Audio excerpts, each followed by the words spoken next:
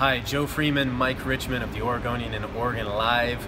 We're at the Blazers practice facility in Tualatin, where they've just finished their 4th pre-draft workout. They've looked at 25 different players, 2 more workouts scheduled, but one thing that's sort of, I don't know if it's stood out or kind of become a trend in this, is the Blazers have brought in a lot of athletic bigs and a lot of wings, equally athletic. They seem to be focusing on not only bigs, but versatility.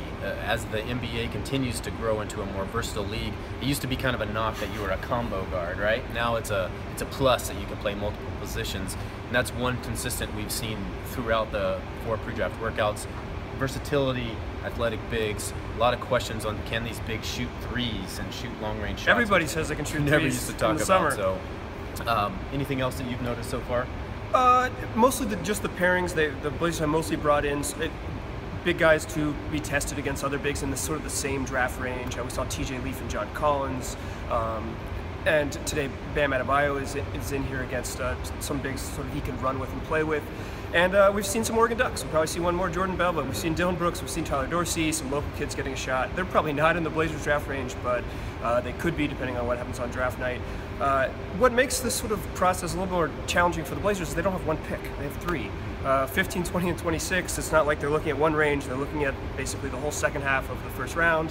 And that means that, like Joe said, they got to bring in a bunch of guys who fit sort of different slots and different scenarios, depending on what they do on draft night. And one thing with picks 15, 20, and 26, a lot of options for the Blazers to either trade up, possibly, which I think they're trying to do, trade out to get a veteran around the league.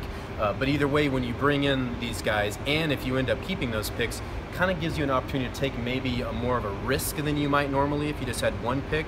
And we have seen some guys come in, such as Harry Giles, who has had knee injuries on surgeries on both of his knees, and another gentleman, OG Anunoby. There you go, from Indiana, who was unable to work out because he has a knee injury. And then an intriguing big, Justin Patton, is that right? Yep. Yeah.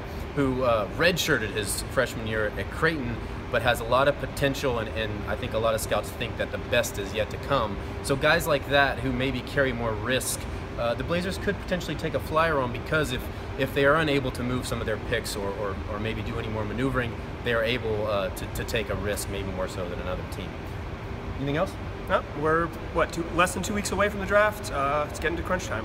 Would like to point out that Coach Terry Stotts has watched this entire interview making rabbit ears behind us. So we'll talk to you next time after the workout on Monday.